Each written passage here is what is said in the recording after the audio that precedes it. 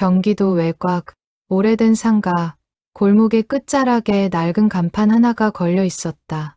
페인트가 반쯤 벗겨진 그 간판에는 지오전파사라는 다섯 글자가 쓰여 있었고, 그 아래로는 먼지, 앉은 스피커와 진공관 라디오들이 유리창 너머로 줄지어 놓여 있었다. 이 거리에서 30년 가까이 자리를 지켜온 가게였다. 한지호는 49이었다.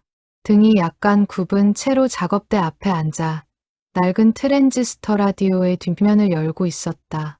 손끝에는 오랜 세월 인두를 잡아온 사람 특유의 굳은 살이 박여 있었다. 그는 라디오 소리를 업으로 삼은 지 20년이 넘었다. 요즘 세상에 라디오를 고쳐 쓰는 사람이 몇이나 되겠냐고 사람들은 물었지만 그에게는 여전히 매일 아침 서너 대의 낡은 기기가 들어왔다. 대부분 나이 지긋한 손님들이었고 그들이 들고 오는 기계에는 저마다의 사연이 있었다. 지호는 아버지와 5년째 말을 섞지 않고 지냈다. 정확히는 아버지가 먼저 연락을 끊은 것이었다. 지호의 어머니가 세상을 떠난 그해 겨울, 장례식장에서 아버지 한만석과 지호는 크게 언쟁을 벌였다. 오래 묵은 감정들이 한꺼번에 터져나온 자리였다.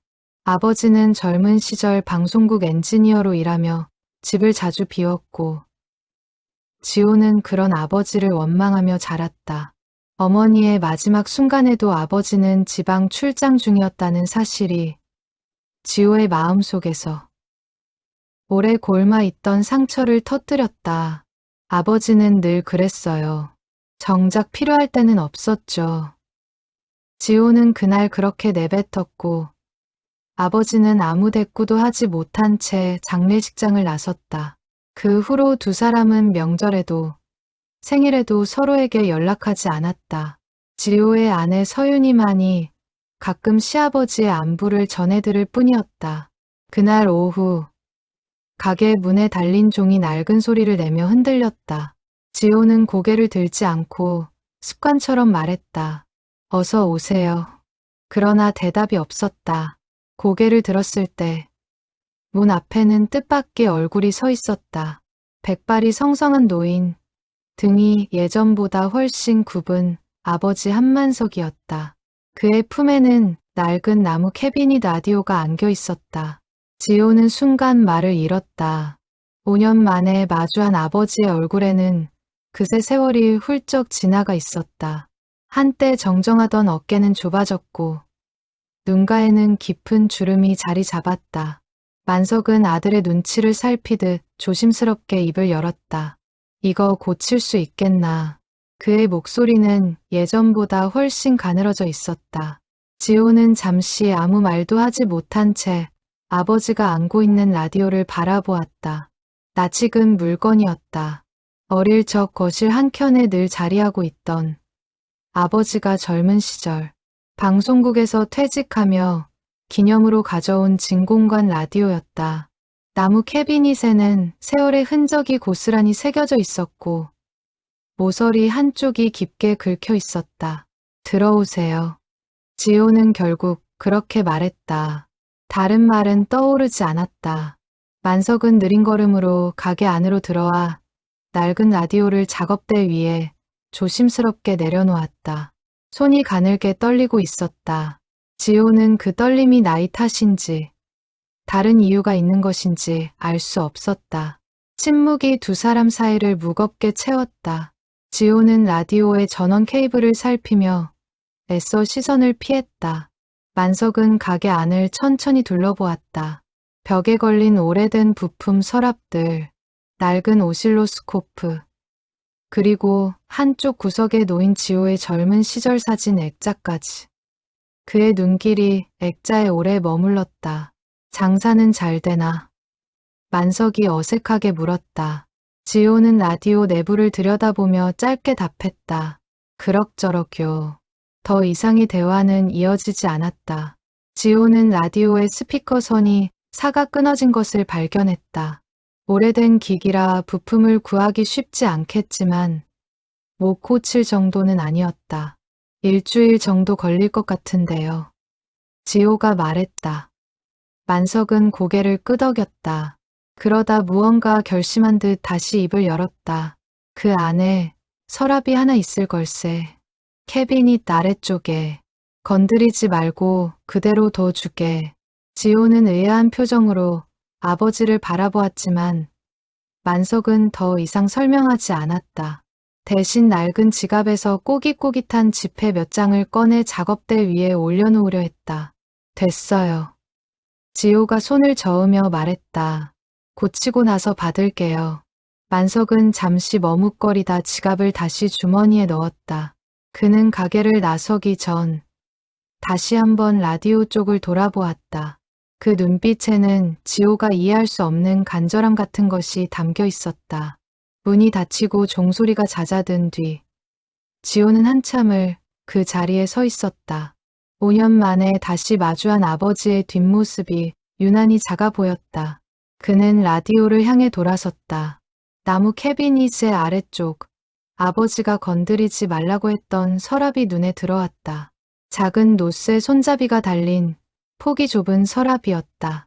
지호는 그 서랍을 한참 바라보다가 우선은 스피커 회로부터 살피기로 했다. 손님과의 약속은 지켜야 했다. 그러나 작업을 하는 내내 서랍은 자꾸만 그의 시선 한 구석에 걸려 있었다. 무언가가, 오래도록 닫혀있던 무언가가 그 안에 잠들어 있는 것 같은 예감이 들었다. 그날 밤, 지호는 늦게까지 가게에 남아 라디오를 살폈다. 회로판의 부식된 부분을 하나하나 점검하고 낡은 배선을 교체할 부분을 표시해 나갔다. 작업은 손에 익어 있었지만 마음은 다른 곳에 가 있었다. 아버지의 떨리던 손, 어색하게 건네던 말투, 그리고 서랍을 건드리지 말라던 그 낮은 목소리가 자꾸만 머릿속을 맴돌았다. 윤희에게 저녁 늦게 전화가 왔다. 오늘 아버님 오셨었다면서요. 어머님이 그러시던데. 지호는 짧게 그렇다고만 답했다. 윤희는 잠시 말이 없다가 조심스럽게 물었다. 괜찮았어요? 지호는 라디오의 낡은 나무 캐비닛을 손으로 쓸어보며 대답했다. 몰라. 그냥 라디오만 고쳐달라고 하시더라고. 전화를 끊은 뒤 지호는 한참 동안 작업대 앞에 앉아 있었다. 가게 안은 고요했고 창밖으로는 늦은 밤 골목의 가로등 불빛만이 흔들리고 있었다. 그는 문득 서랍의 손잡이에 손을 뻗었다가 이내 손을 거두었다. 아버지의 부탁이었다. 그리고 지금 그 부탁을 지키는 것이 5년 만에 그가 아버지에게 해줄 수 있는 유일한 것처럼 느껴졌다. 그러나 마음 한구석에서는 작은 의문이 자꾸 자라나고 있었다. 저 서랍 안에는 대체 무엇이 들어있길래 아버지는 그토록 간절한 눈빛으로 그것을 지켜달라 했을까? 지호는 그 답을 알지 못한 채 낡은 라디오를 앞에 두고 오랫동안 잠들지 못했다. 다음 날 아침, 지호는 평소보다 일찍 가게 문을 열었다. 밤새 뒤척이며 많은 생각을 한 탓인지 문 밑이 무거웠다. 그는 작업복을 걸치고 라디오 앞에 다시 앉았다. 회로판을 살피는 손길은 여전히 능숙했지만 마음은 자꾸만 딴 데로 흘렀다. 가게에 딸린 좁은 창고에는 지호가 어릴 적부터 보아온 오래된 공구들이 그대로 남아 있었다. 사실 이 가게 자리는 원래 아버지가 젊은 시절 잠시 새를 얻어 라디오 부품을 팔던 곳이었다. 방송국 일을 그만둔 뒤 만석은 한동안 이곳에서 작은 전파상을 꾸렸다. 그 시절 어린 지호는 방과 후면 이곳에 들러 아버지 옆에서 숙제를 하곤 했다. 아버지가 인두로 회로를 잇는 모습을 옆에서 지켜보던 기억이 문득 떠올랐다. 그러나 그 기억은 오래가지 못했다. 아버지가 방송국 협력업체 일로 전국을 떠돌기 시작하면서 가게는 문을 닫았고 가족과 함께하는 시간도 줄어들었다. 어머니 혼자 지호와 동생을 키우다시피 했던 그 시절의 기억이 지금까지도 지호의 마음 깊은 곳에 앙금처럼 남아 있었다. 점심 무렵 단골 손님인 옆 건물 세탁소 주인이 들러 안부를 물었다. 지호 씨, 어제 웬 어르신이 다녀가시던데 인상이 좋으시더라고. 지호는 애매하게 웃으며 대답을 흐렸다. 굳이 아버지라는 사실을 설명하고 싶지 않았다. 손님이 돌아간 뒤 지호는 다시 혼자가 된 가게 안에서 라디오의 낡은 배선을 하나씩 벗겨내기 시작했다. 작업이 서랍 근처까지 이어졌을 때 지호는 잠시 손을 멈추었다. 서랍은 캐비닛 본체와 나사 몇 개로만 연결되어 있어 회로 수리를 위해서는 결국 한 번은 떼어내야 할 부분이었다. 그는 서랍을 향해 손을 뻗다가 아버지의 당부를 떠올리고 다시 손을 거두었다. 대신 서랍을 건드리지 않도록 조심스럽게 캐비닛의 뒷면부터 여러 작업을 이어가기로 했다. 오후 늦게 지호는 필요한 부품을 구하러 오래된 전자상가로 향했다. 그곳에서도 몇몇 상인들이 그를 알아보고 인사를 건넸다. 지호 사장, 요즘도 그 낡은 진공관 라디오들 고치나? 대단하구먼. 지호는 옅게 웃으며 필요한 부품 목록을 건넸다. 부품을 찾는 동안에도 그의 머릿속에는 자꾸만 아버지의 마지막 눈빛이 떠올랐다. 무언가를 애타게 지키려던, 그러면서도 차마 다 말하지 못하는 듯한 그 눈빛이었다.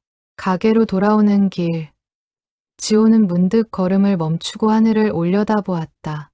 5년 전 그날 장례식장에서 내뱉었던 자신의 말이 다시 귓가에 맴돌았다. 그때는 그 말이 옳다고 믿었다. 그러나 이제 와 낡은 라디오 한 대를 사이에 두고 다시 마주한 아버지의 모습은 그가 기억하던 원망스러운 모습과는 어딘가 달라 보였다. 지호는 그 낯선 느낌의 정체를 알 수 없었다. 다만 가슴 한구석이 이유 모르게 무거워지는 것을 그는 애써 외면하며 다시 가게 문을 열었다. 일주일이 지났다. 지호는 낡은 진공관 라디오의 회로를 거의 다 손봐 놓은 상태였다. 삭은 배선을 새 것으로 갈고 부식된 저항을 교체하고 스피커 콩까지 새로 갈아 끼웠다. 이제 남은 것은 캐비닛 아래쪽 서랍을 떼어내는 일뿐이었다. 회로판 일부가 서랍 뒤쪽에 나사로 고정되어 있어 완전한 수리를 위해서는 서랍을 잠시라도 분리해야만 했다. 지호는 오랫동안 그 앞에 앉아 망설였다.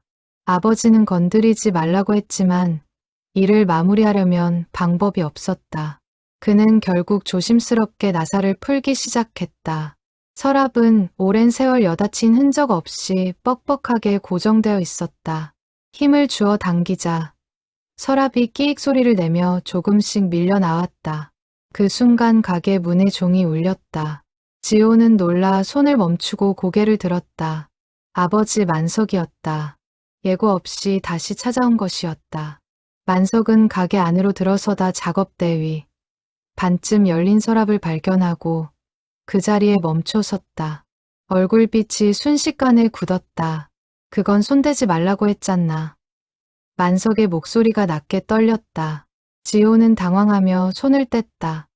회로 수리 때문에 어쩔 수 없이 지호가 설명하려 했지만 만석은 서둘러 다가와 서랍을 다시 밀어 넣었다.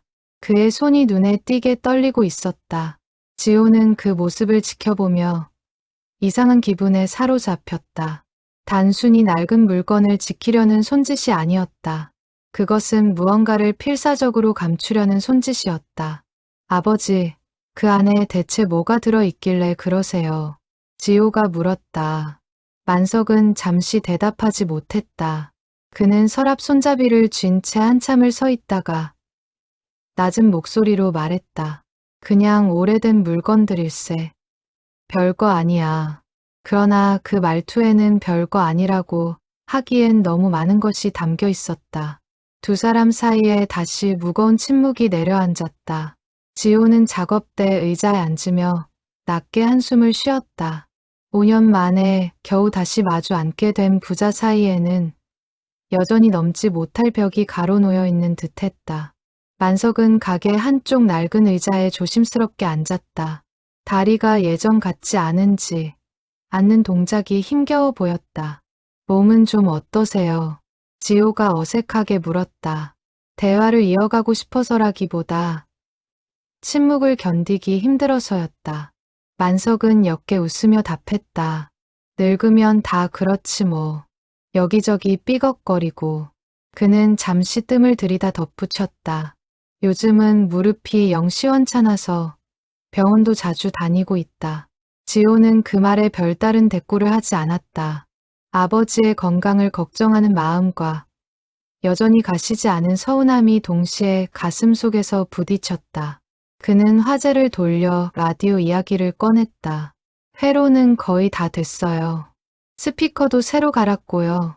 소리는 예전보다 훨씬 좋아질 거예요. 만석의 얼굴이 그제야 조금 풀렸다. 그래 고맙네. 만석은 자리에서 일어나며 다시 한번 서랍 쪽을 힐끗 바라보았다.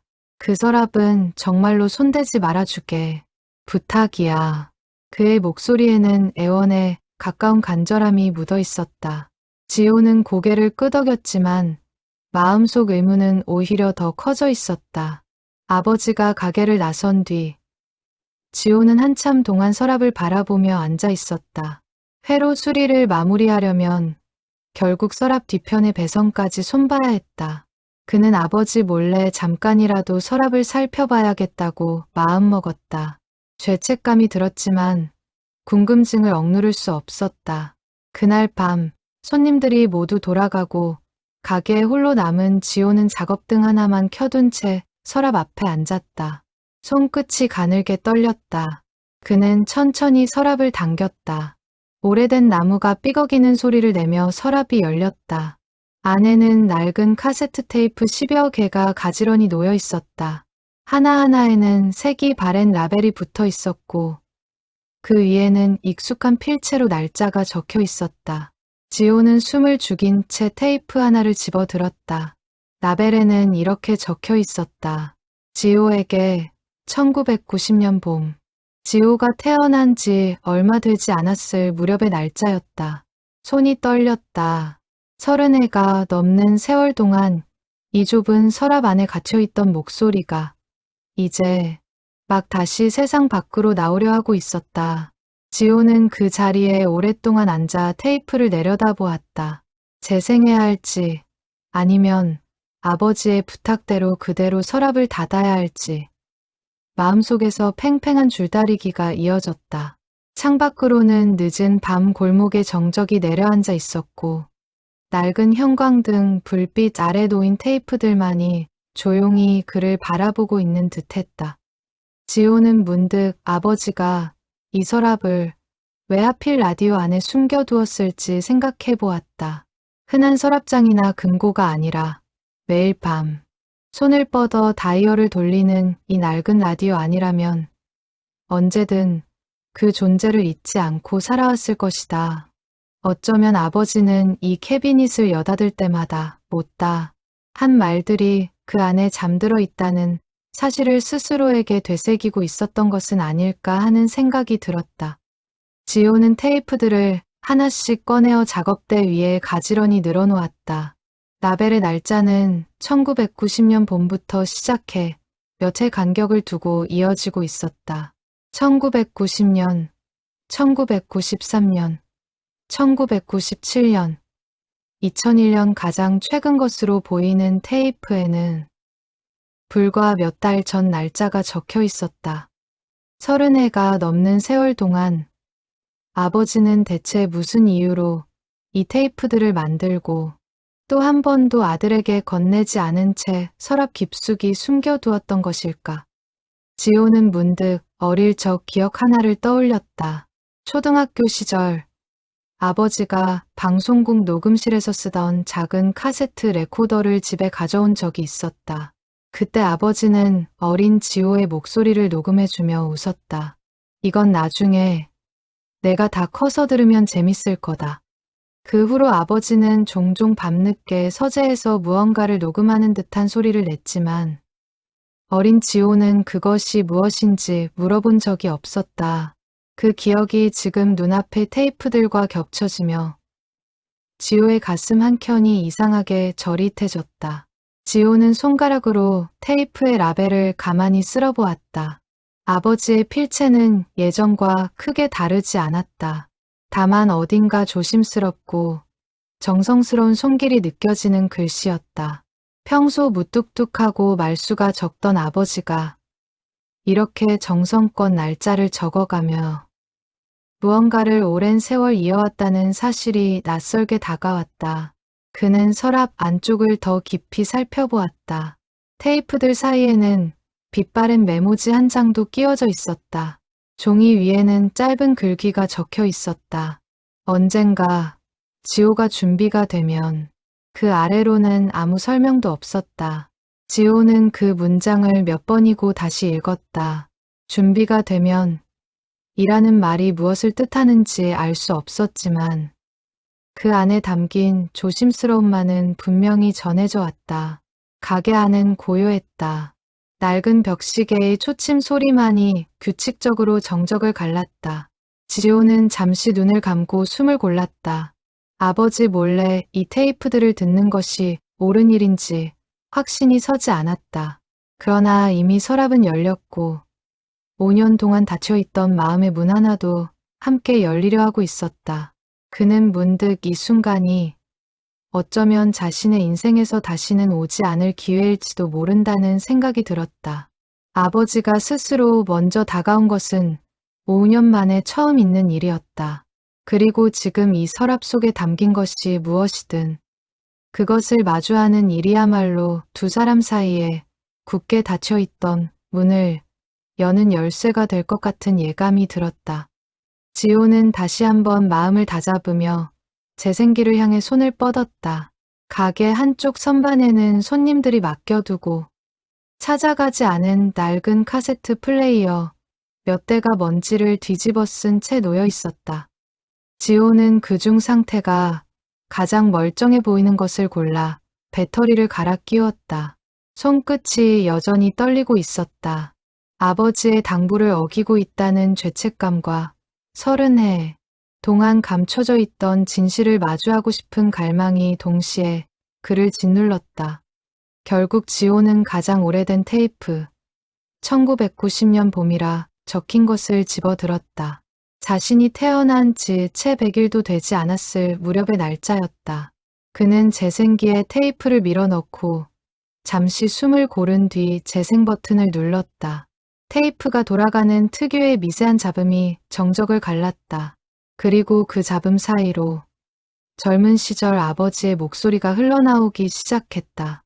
테이프가 돌아가는 소리와 함께 낯설도록 젊은 아버지의 목소리가 흘러나왔다. 지호야.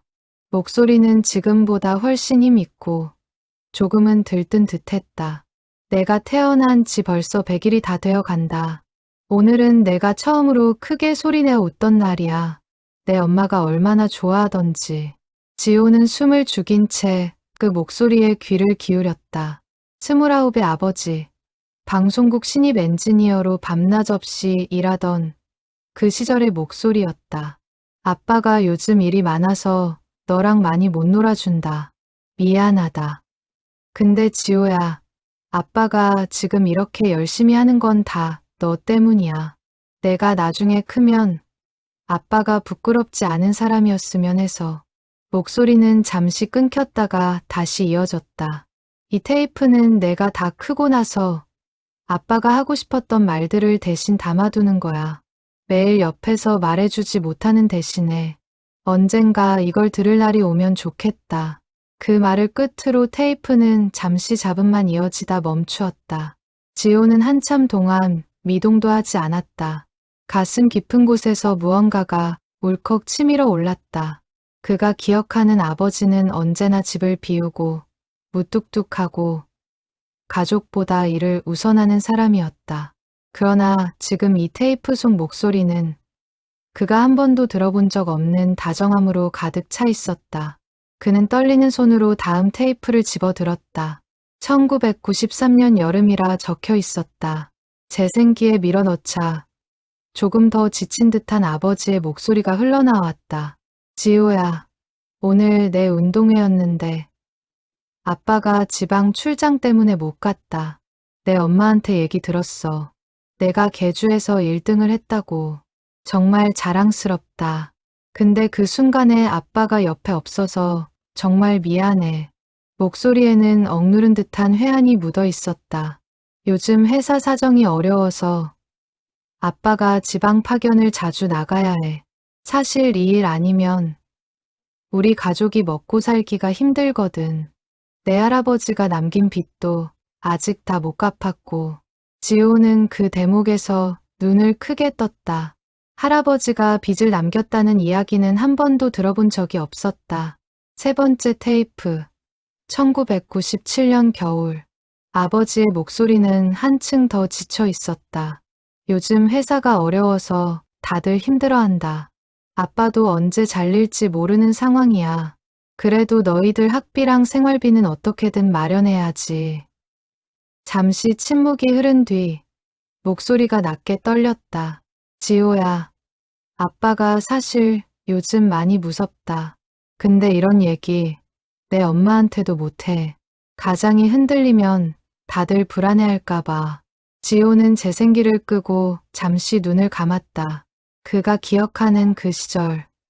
아버지는 늘 밖으로만 돌던 사람이었다. 그러나 그 뒤에는 이런 두려움과 책임감이 숨겨져 있었던 것일까. 지호는 문득 자신이 얼마나 아버지의 겉모습만 보고 살아왔는지 깨달았다. 그는 3개의 테이프를 다시 상자에 담으며 문득 자신이 아버지가 되어 서연을 키우면서도 비슷한 실수를 저지르고 있는 것은 아닌지 되돌아보았다. 요즘 들어 가게 일이 바빠지면서 서연의 학예회나 상담 날짜를 놓친 적이 몇 번 있었다. 그때마다 그는 대수롭지 않게 넘겼지만 어쩌면 서연에게도 그 순간들이 오래도록 남을 수 있다는 생각이 처음으로 들었다. 그는 다음 테이프를 집어들다가 잠시 멈추었다. 시계를 보니 자정이 훌쩍 넘어 있었다. 아버지의 부탁을 어기고 있다는 죄책감이 다시 밀려왔지만 이미 시작된 이 여정을 중간에 멈출 수는 없을 것 같았다. 그는 남은 테이프들을 조심스럽게 상자에 다시 담아 집으로 가져가기로 했다. 나머지는 집에서 아내 윤희와 함께 들어보고 싶었다. 집으로 돌아온 지호는 아직 잠들지 않은 윤희에게 상자를 조심스럽게 꺼내 보였다. 자초지종을 설명하는 그의 목소리가 살짝 떨렸다. 윤희는 놀란 얼굴로 상자 속 테이프들을 바라보았다. 아버님이 이런 걸 다 만들어 두셨다고요?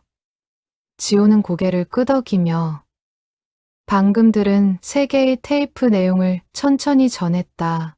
윤희는 한참을 말없이 듣다가 조용히 말했다. 여보, 이거 아버님이 왜 그렇게 숨기려고 하셨는지 알 것 같아요. 지호가 의아한 표정으로 바라보자 윤희가 다시 말을 이었다. 이건 아버님이 못한 말들이잖아요. 못한 말은 꺼내기가 제일 무서운 법이거든요. 지호는 그 말에 아무 대답도 하지 못한 채 상자 속 남은 테이프들을 가만히 내려다보았다. 거실 조명 아래 부부는 나란히 앉아 상자를 사이에 두고 오랫동안 말이 없었다. 창밖으로는 자정을 넘긴 도시의 불빛이 희미하게 새어들어왔다. 윤희는 지호의 어깨에 가만히 손을 얹었다. 당신, 아버님을 많이 원망했잖아요. 나도 알아요. 근데 이 테이프들 들어보니까 아버님도 그 나름대로 많이 힘드셨던 것 같아요. 지호는 아무 말 없이 고개만 끄덕였다. 목이 메어 쉽사리 입이 떨어지지 않았다. 그는 문득 어린 시절의 한 장면을 떠올렸다. 초등학교 4학년 학예회 날이었다. 지호는 반에서 대표로 독창을 맡아 몇 주 동안 연습했었다. 그러나 정작 무대에 섰을 때 객석 어디에도 아버지의 얼굴은 보이지 않았다. 노래를 마치고 내려온 지호는 애써 아무렇지 않은 척했지만 그날 밤 이불 속에서 몰래 눈물을 훔쳤던 기억이 선명했다. 그 후로도 비슷한 순간들은 몇 번이고 반복되었다. 졸업식, 첫 발표회, 대학 합격 통지서를 받던 날까지도 아버지는 늘 그 자리에 없었다. 어릴 때는 정말 아버지가 미웠어. 지호가 낮게 입을 열었다. 가족보다 일이 먼저인 사람이라고 생각했어.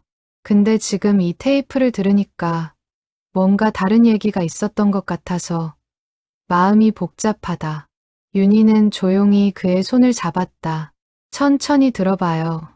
남은 테이프들 안에 아버님이 하고 싶었던 이야기가 다 담겨 있을 거예요. 지호는 상자 안에 남은 테이프들을 다시 살펴보았다. 2001년, 2005년, 2010년, 그리고 가장 최근의 것으로 보이는 날짜 미상의 테이프까지 모두 8개가 더 남아 있었다. 그는 다음 테이프를 집어 들려다가 손을 멈추었다. 문득 아버지가 왜 하필 지금 5년 만에 다시 찾아와 이 라디오를 고쳐달라고 했는지 궁금해졌다. 단순히 낡은 라디오가 고장 나서였을까? 아니면 다른 이유가 있는 것일까? 내일 다시 가게에 가서 나머지를 들어봐야겠어.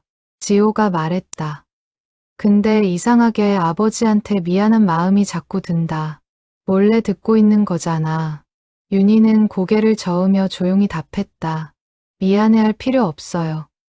아버님도 언젠가는 당신이 들어주길 바라고 만드신 거예요. 그 메모에 그렇게 적혀 있었잖아요. 준비가 되면 이라고. 지호는 그 말에 조금은 위안을 얻은 듯 역게 고개를 끄덕였다. 그날 밤 지호는 쉽게 잠들지 못했다. 눈을 감으면 자꾸만 젊은 시절 아버지의 떨리는 목소리가 귓가에 맴돌았다. 무섭다고, 가장이 흔들리면 다들 불안해할까봐 아무에게도 말하지 못했다던 그 고백이 마음 깊은 곳을 계속 두드렸다. 그는 5년 동안 단 한 번도 아버지의 마음속을 들여다보려 하지 않았다는 사실을 그제야 어렴풋이 깨닫고 있었다. 옆에서 곤히 잠든 윤희의 숨소리를 들으며 지호는 어둠 속에서 눈을 뜬 채 오랫동안 천장을 바라보았다. 그는 지난 5년의 시간들을 하나씩 되짚어 보았다. 명절마다 혼자 상을 차리며 아버지의 안부를 애써 궁금해하지 않으려 했던 자신, 아버지가 병원에 다닌다는 소식을 전해 들어도 먼저 연락 한 통 하지 않았던 자신의 모습들이 떠올랐다. 그 모든 순간 아버지는 어쩌면 이 테이프들 앞에 홀로 앉아 아들의 안부를 헤아리고 있었을지도 모른다는 생각에 마음이 아려왔다. 지호는 결국 새벽이 다 되어서야 얕은 잠에 빠져들었다. 꿈속에서 그는 어린 시절로 돌아가 아버지의 손을 잡고 골목길을 걷고 있었다. 꿈에서 깨어난 뒤에도 그 손의 온기가 한동안 남아있는 듯했다. 그는 이불을 걷고 일어나 앉아 창밖으로 밝아오는 새벽빛을 오랫동안 바라보았다. 다음 날 아침, 지호는 가게 문을 열자마자 상자를 작업대 위에 올려두고 나머지 테이프들을 하나씩 살펴보았다. 손님이 뜸한 시간을 틈타 조심스럽게 재생기를 준비했다. 2001년 여름이라 적힌 테이프를 집어들며 그는 잠시 숨을 골랐다. 그 해는 지호가 고등학교에 입학하던 해였다. 재생 버튼을 누르자 조금은 밝아진 아버지의 목소리가 흘러나왔다. 지호야, 오늘 내가 고등학교 입학식을 치렀다. 아빠가 그날 회사 일 때문에 못 갔지만 내 엄마가 사진을 보내줬어. 교복 입은 내 모습이 얼마나 늠름하던지 사무실에서 몰래 사진을 보고 또 봤다. 목소리에는 자랑스러움과 미안함이 뒤섞여 있었다. 요즘은 회사가 조금씩 안정을 찾아가고 있다. 그동안 고생 많았는데 이제 조금은 여유가 생길 것 같아. 다음 학기부터는 참관 수업이든 뭐든 꼭 한 번은 가보려고 한다. 그러나 그 다짐이 지켜졌는지 지호는 기억나지 않았다. 오히려 고등학교 3년 내내 아버지가 학교에 온 기억은 단 한 번도 없었다. 지호는 다음 테이프, 2005년 것을 재생했다. 아버지의 목소리는 한층 무거워져 있었다. 지호야, 오늘 내가 대학 첫 등록금 고지서를 들고 왔더구나. 백수를 보고 순간 숨이 턱 막혔다. 근데 내색은 못했어. 아버지가 흔들리는 모습을 보이면 내가 불안해할까봐. 잠시 침묵이 흐른 뒤 낮은 한숨 소리가 들렸다. 사실 요즘 다시 형편이 어려워졌다. 회사가 구조조정을 시작해서 언제 내 이름이 불릴지 모르는 상황이야. 그래도 너희들 학비만큼은 어떻게든 마련할 거다. 아빠가 약속한다. 지호는 재생기를 잠시 멈추고 눈을 감았다. 그 시절 그는 아버지가 왜 그렇게 말수가 줄고 예민해졌는지 이해하지 못했다. 오히려 대면대면하고 무뚝뚝한 태도에 서운함만 쌓아갔었다. 아버지의 침묵 뒤에 이런 두려움과 책임이 있었을 줄은 상상도 하지 못했다. 다음 테이프에는 조금 더 놀라운 이야기가 담겨 있었다.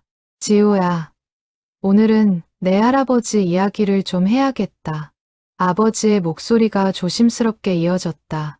내 할아버지는 사실 노름으로 큰 빚을 지고 집을 나가셨었다. 아빠가 20살 때였어. 그때부터 아빠가 집안의 가장이 됐다. 동생들 학비도 벌어야 했고 빚도 갚아야 했지. 그래서 아빠는 늘 돈에 쫓기며 살았다. 너한테는 그런 아버지 노릇을 물려주고 싶지 않았는데 결국 비슷하게 살아온 것 같아 미안하다. 지호는 그 대목에서 재생기를 멈추고 한참을 그대로 앉아 있었다. 할아버지에 대한 이야기는 집안에서 거의 금기시되어 있었다. 어릴 적 몇 번 물어본 적이 있었지만 그때마다 어머니는 말끝을 흐리며 화제를 돌리곤 했다. 이제야 그 이유를 알 것 같았다. 그는 문득 아버지가 왜 그렇게 필사적으로 일했는지, 왜 늘 돈 문제에 예민했는지 조금씩 이해가 되기 시작했다. 동시에 그런 사정을 단 한 번도 가족에게 털어놓지 않고 혼자 짊어졌을 아버지의 마음이 얼마나 무거웠을지도 어렴풋이 느껴졌다.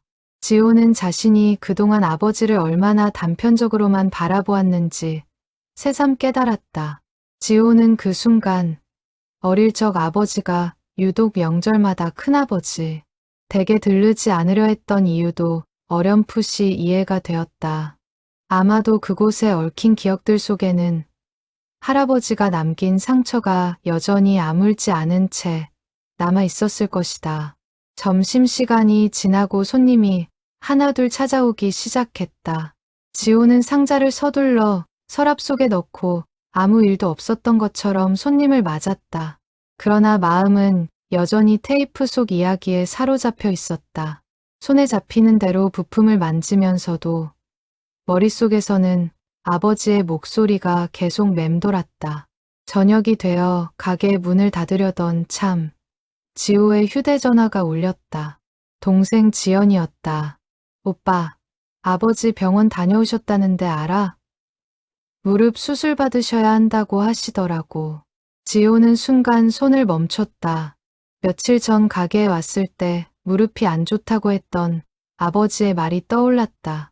그때는 대수롭지 않게 넘겼었는데 이제 와 생각하니 마음에 걸렸다. 수술은 언제래?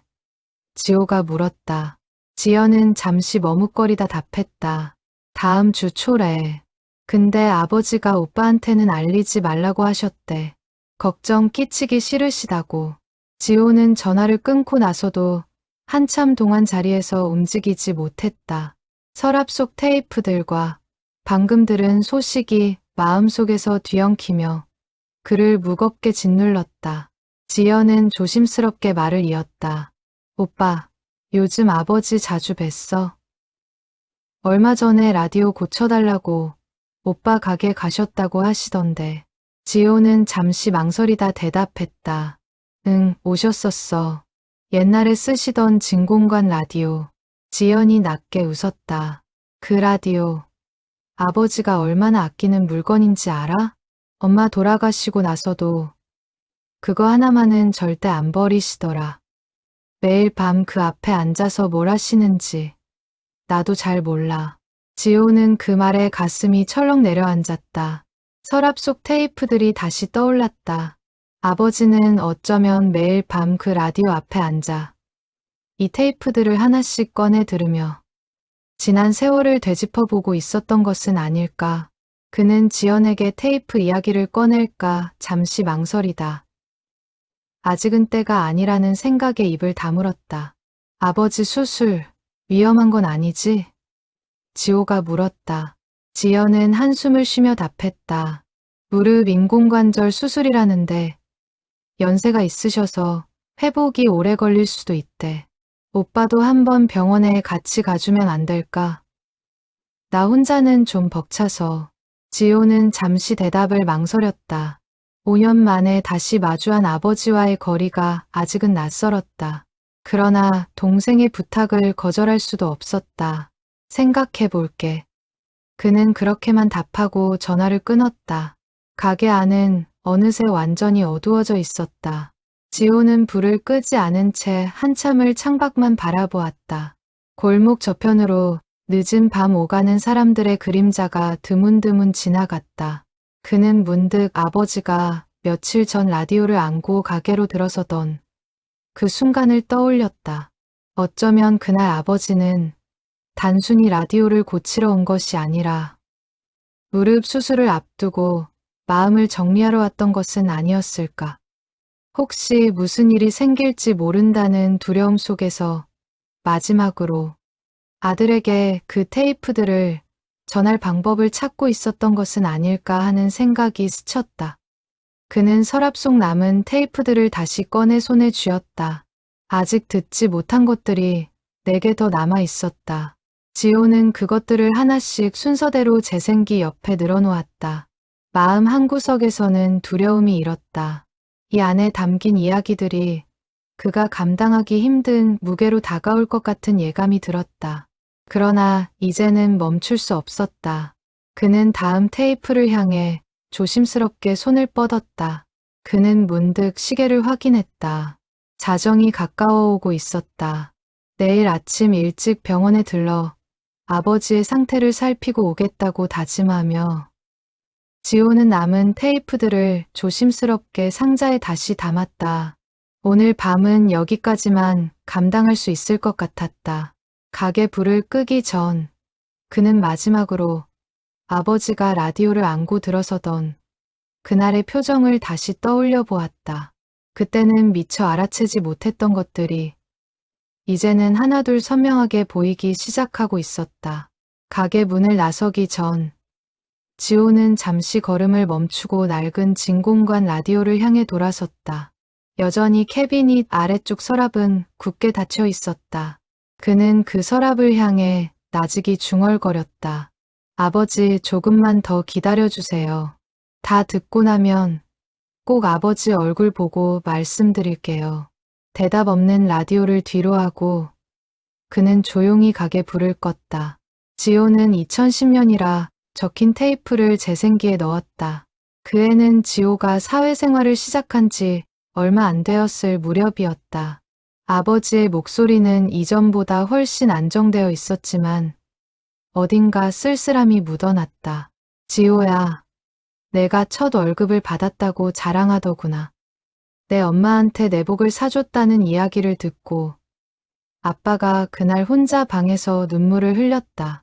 우리 아들이 이렇게 컸구나 싶어서 요즘 아빠는 회사에서 명예퇴직 이야기가 나오고 있다. 서운하지는 않아. 오히려 홀가분한 마음도 있어. 다만 이제 와 돌아보니 너희들 클 때 옆에 있어주지 못한 시간들이 자꾸 눈에 밟힌다.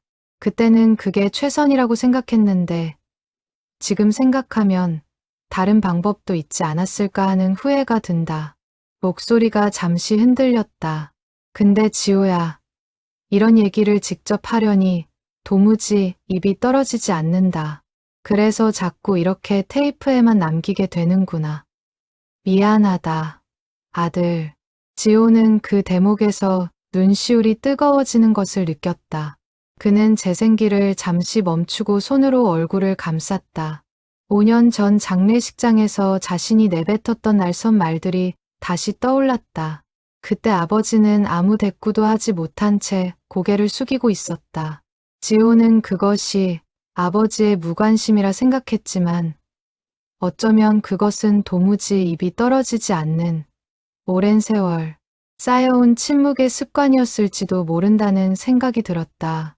그는 다음 테이프, 날짜가 비교적 최근인 것을 집어들었다. 라벨에는 3년 전 날짜가 적혀 있었다. 어머니가 돌아가신 그 해였다. 지호는 손이 떨리는 것을 느끼며 테이프를 밀어 넣었다. 아버지의 목소리는 이전과는 확연히 달랐다. 낮고 힘겹고 군데군데 말이 끊겼다. 지호야, 내 엄마가 오늘 하늘로 갔다. 목소리가 갈라졌다. 장례식장에서 내가 나한테 한 말들 다 맞는 말이다. 나는 정말 늘 곁에 없었어. 내 엄마 마지막 순간에도 없었고 평생을 그렇게 살았다. 너를 원망할 자격도 변명할 자격도 없다는 거 안다. 긴 침묵이 이어졌다. 테이프가 도는 잡음만이 한참 동안 흘렀다. 지호는 그 침묵 속에서 아버지가 흐느끼고 있었으리라는 것을 짐작할 수 있었다. 마침내 다시 목소리가 이어졌다. 근데 지호야, 딱 하나만 알아줬으면 좋겠다. 아빠가 곁에 없었던 건 너희를 사랑하지 않아서가 아니었다. 오히려 반대였어. 어떻게든 너희를 지키고 싶어서 그 방법이 서툴렀을 뿐이다. 지호는 재생기를 붙잡은 채 오랫동안 움직이지 못했다.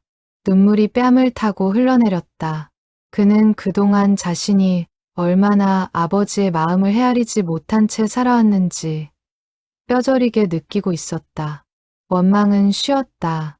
그러나 그 원망 뒤에 숨겨진 아버지의 시간들을 들여다보는 일은 이렇게나 아프고 무거운 일이었다.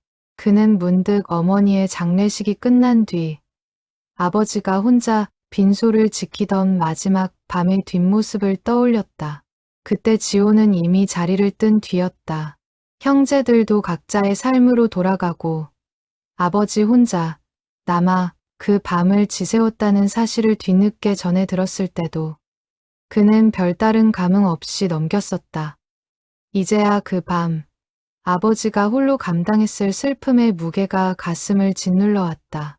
가게 문이 열리는 소리에 지호는 황급히 눈물을 훔치고 재생기를 껐다. 손님이었다. 그는 애써 평소처럼 인사를 건네며 손님을 맞았지만 마음은 여전히 테이프 속 아버지의 목소리에 붙들려 있었다. 손님이 돌아간 뒤 지호는 다시 자리에 앉아 마지막으로 남은 2개의 테이프를 바라보았다. 하나는 날짜가 비교적 최근이었고 다른 하나에는 아예 날짜 없이 짧게 언젠가라고만 적혀 있었다. 그는 그 2개의 테이프를 조심스럽게 상자에 다시 넣었다. 오늘은 여기까지만 듣기로 했다. 더는 감당할 자신이 없었다. 대신 그는 휴대전화를 꺼내 지연에게 다시 전화를 걸었다. 지연아, 나도 아버지 수술날 같이 갈게. 그의 목소리는 며칠 전과는 분명히 달라져 있었다. 지연은 잠시 놀란 듯 침묵하다가 조심스럽게 물었다. 오빠, 무슨 일 있었어? 목소리가 좀 이상해. 지호는 잠시 망설이다 솔직하게 털어놓기로 했다. 아버지가 맡기신 라디오에서 오래된 테이프들을 발견했어. 우리한테 못다한 얘기들을 녹음해 두신 거였더라고. 지연은 한동안 아무 말도 하지 못했다. 전화기 너머로 그녀가 숨을 고르는 소리가 들렸다. 정말이야? 나도 들어보고 싶어. 지호는 그날 밤늦게까지 가게에 남아 상자를 정리했다. 10개가 넘는 테이프들을 시간 순서대로 다시 늘어놓으며 그는 지난 30여 년의 세월이 그 작은 플라스틱 케이스들 안에 고스란히 담겨 있다는 사실에 새삼 놀라움을 느꼈다. 아버지는 그 오랜 세월 동안 한 해도 거르지 않고 아들에게 하고 싶은 말들을 이렇게 혼자 되뇌며 살아온 것이었다. 집으로 돌아가는 길, 지호는 평소보다 먼 길을 돌아 걸었다. 밤바람이 제법 쌀쌀했지만 그는 걸음을 재촉하지 않았다. 머릿속에는 온갖 기억들이 뒤엉켜 떠올랐다. 어릴 적 아버지의 넓은 등, 명절마다 텅 비어있던 아버지의 자리, 그리고 장례식장에서 고개를 숙인 채 아무 말도 하지 못하던 아버지의 모습까지 그 모든 장면들이 이제는 조금씩 다른 빛깔로 다가오고 있었다. 집에 도착한 지호는 곤히 잠든 딸의 방문을 살며시 열어보았다. 10살 난 딸 서연이 이불을 걷어찬 채 곤히 자고 있었다. 지호는 이불을 다시 덮어주며 문득 자신도 언젠가 이 아이에게 하고 싶은 말들을 다 전하지 못한 채 살아가게 될지도 모른다는 생각이 스쳤다. 아버지의 삶이 남긴 무게가 이제는 그 자신의 삶에도 조용히 내려앉고 있었다. 거실로 나온 지호는 윤희와 마주 앉아 늦은 밤까지 이야기를 나누었다. 그는 오늘 들은 테이프의 내용을 하나하나 전하며 중간중간 말을 잇지 못했다. 윤희는 조용히 그의 손을 잡아주며 이야기를 들어주었다. 여보, 아버님도 참 그 오랜 세월 그런 마음을 혼자 짊어지고 사셨다니. 그녀의 눈시울도 붉어져 있었다. 당신은 어떻게 하고 싶어요? 윤희가 조심스럽게 물었다. 지호는 한참을 생각하다 입을 열었다. 일단은 수술날 병원에 가야겠어. 그리고 아버지한테 직접 사과하고 싶어. 5년 전에 내가 했던 말들. 그게 얼마나 아버지 마음을 아프게 했을지. 이제야 알 것 같거든.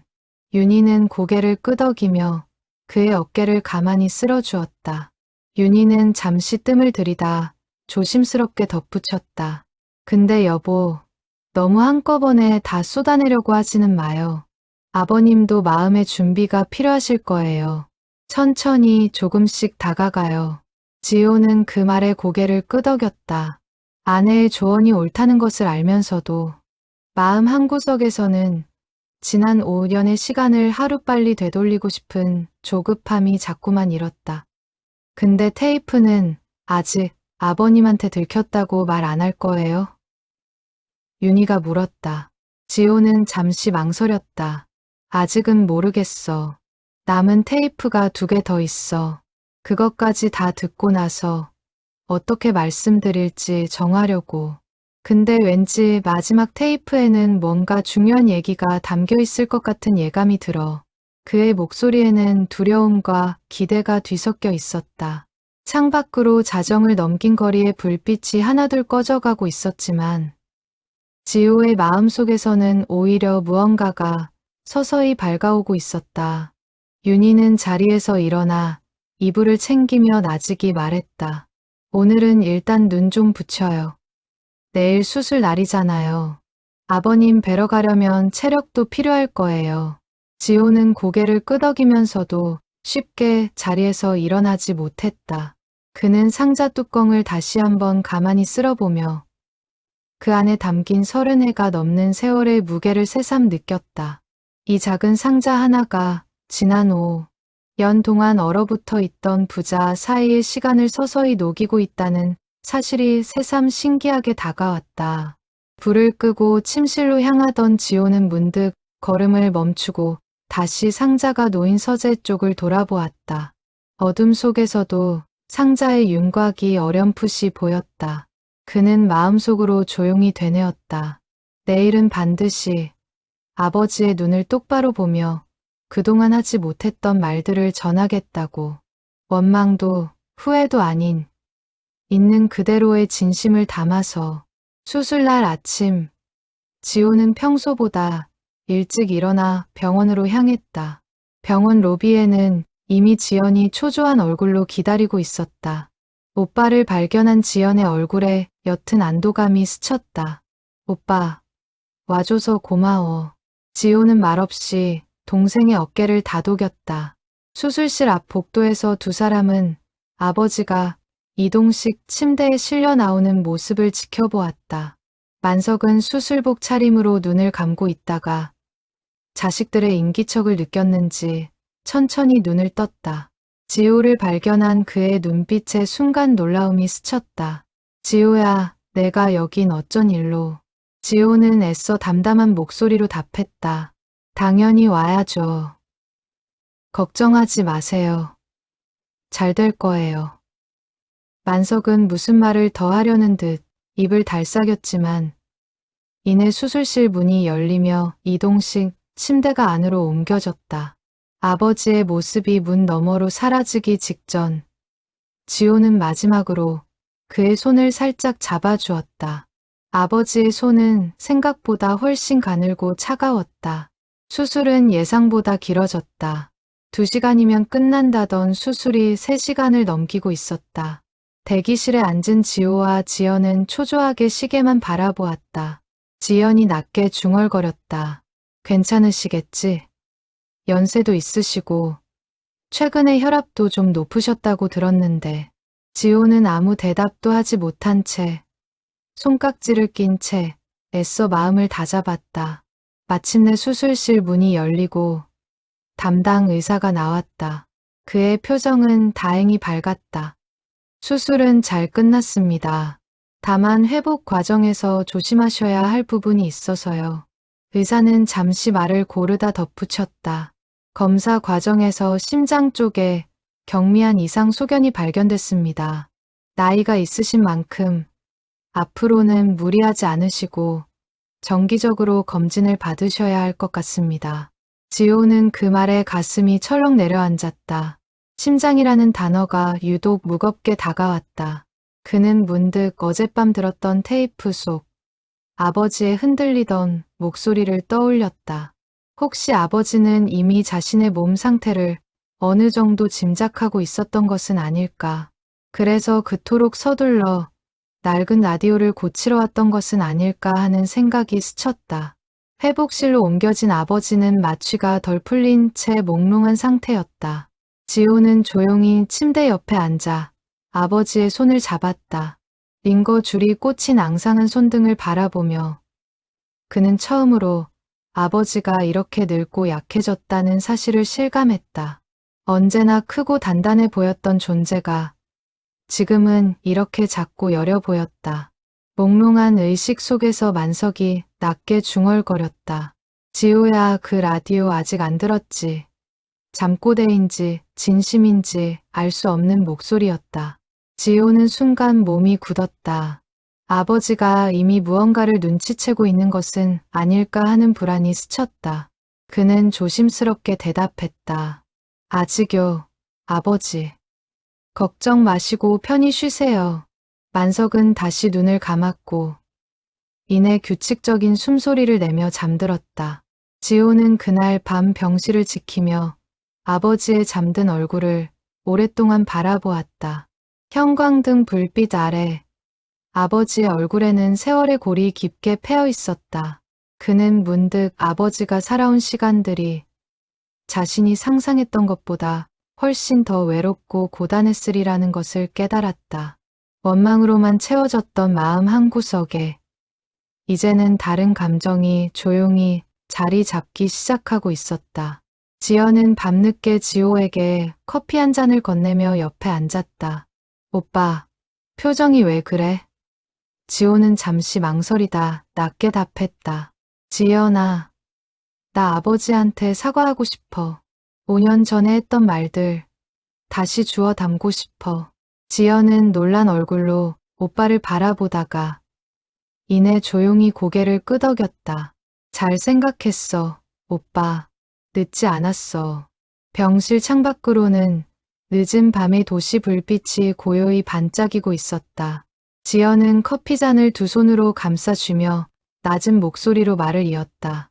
오빠, 사실 나도 아버지한테 서운한 게 많았어. 근데 요즘 들어 자주 찾아뵈니까 조금씩 다르게 보이더라고.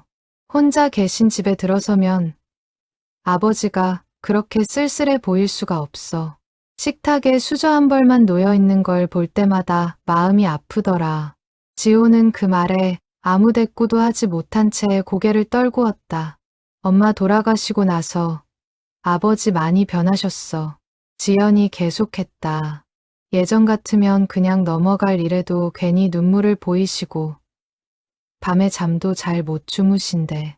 요양보호사 아주머니 말로는 밤마다 서재에서 라디오 소리가 들린다고 하시더라고.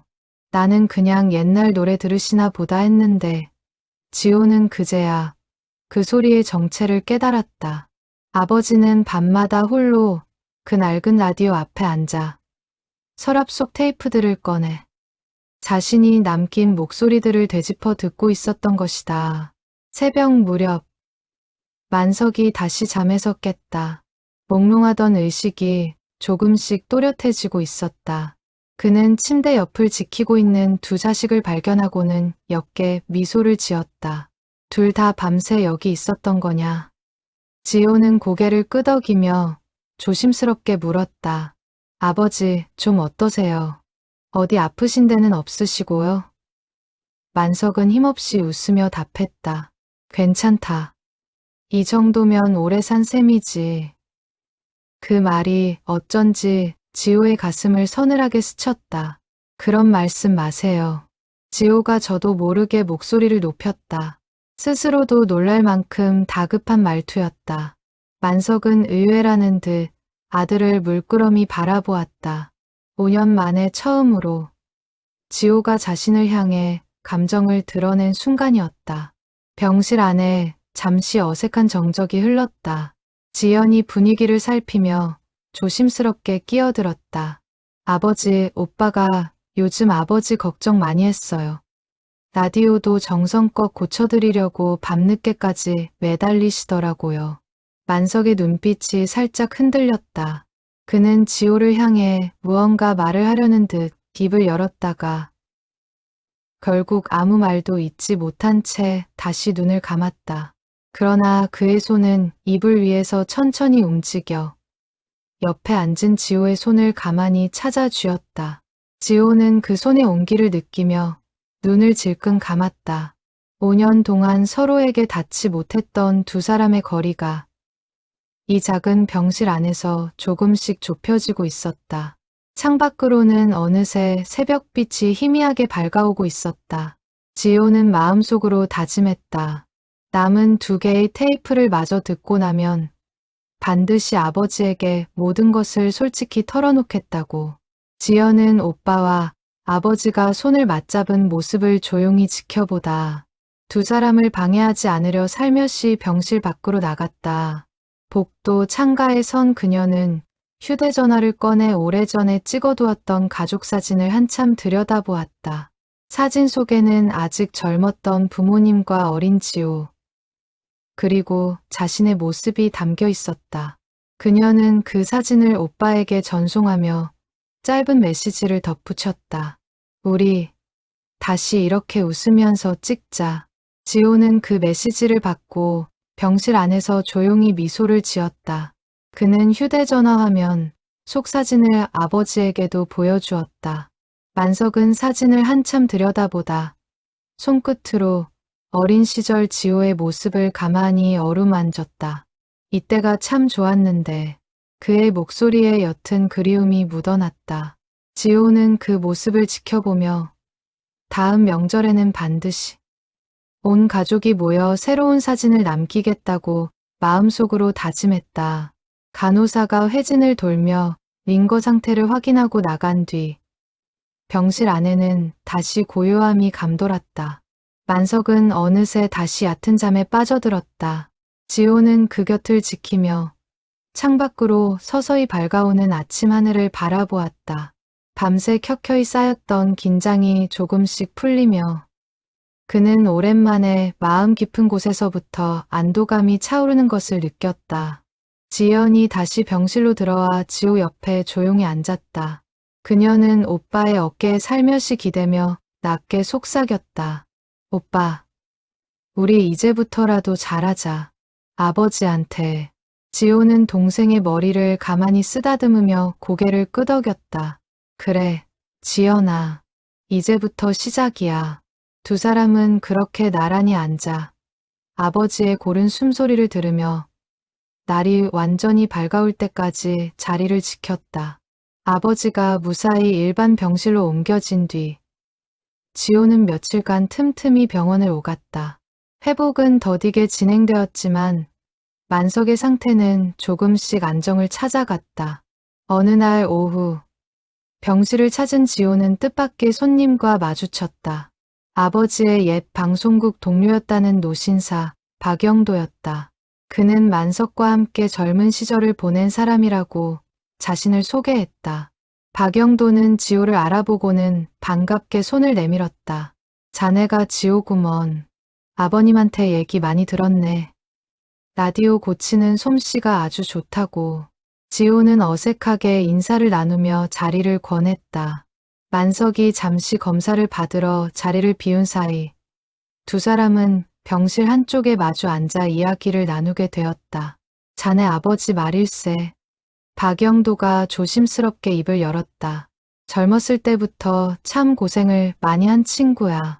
20살에 집안 가장이 됐다는 얘기 들어본 적 있나? 지호는 며칠 전 테이프에서 들었던 이야기를 떠올리며 고개를 끄덕였다. 얼마 전에 조금 알게 됐습니다. 박영도는 옅게 웃으며 말을 이었다. 내가 만석이랑 방송국에서 같이 일한 게 35년이 넘었네. 그 친구 정말 지독하게 일만 했어. 남들 퇴근할 때도 남아서 잔업 도맡아 하고 주말 출근도 마다하지 않았지. 처음엔 다들 유별나다고 흉봤는데 나중에 알고 보니 그게 다 이유가 있더라고. 그는 잠시 뜸을 들이다 덧붙였다. 자네 할아버지가 남긴 빚 때문에 만석이는 젊어서부터 동생들 학비에 생활비까지 다 책임져야 했어. 정작 본인은 대학도 못 가고 방송국 기능직으로 들어와서 야간대학 다니면서 악착같이 버텼지. 지호는 그 이야기를 들으며 가슴이 먹먹해졌다. 테이프에서 들었던 단편적인 이야기들이 이제 더 선명한 그림으로 맞춰지고 있었다. 그런데 왜 저희한테는 한 번도 그런 얘기를 안 하셨을까요? 지호가 낮게 물었다. 박영도는 잠시 생각에 잠기다 답했다. 그게 그 친구 방식이었던 것 같네. 자기 힘든 얘기를 남한테, 특히 자식들한테 하는 걸 죽기보다 싫어했어. 약한 모습 보이면 가장 자격이 없다고 생각하는 사람이었으니까. 한 번은 내가 그랬어. 자식들한테 좀 솔직하게 얘기하라고. 그랬더니 그 친구가 뭐라 그랬는지 아나? 박영도가 씁쓸하게 웃었다. 직접 말하면 눈물부터 날 것 같다고 하더군. 그래서 대신 뭔가에 녹음이라도 해두겠다고 했었지. 언젠가 자식이 준비가 되면 들려주겠다고. 지호는 그 말에 숨이 멎는 듯했다. 테이프 속 메모에 적혀있던 그 문장. 언젠가. 지호가 준비가 되면 이라는 글귀가 다시 떠올랐다. 그게 정말이었군요. 지호가 떨리는 목소리로 중얼거렸다. 박영도는 의아한 표정으로 그를 바라보았지만 더 캐묻지는 않았다. 대신 그는 손목시계를 확인하고는 자리에서 일어섰다. 아버지 오시기 전에 나는 이만 가봐야겠네. 자네, 아버지한테 참 잘하고 있는 것 같아. 그 친구, 겉으로 티는 안 내도 자네 얘기 나올 때마다 눈빛이 달라지더라고. 그는 그렇게 말하며 병실을 나섰다.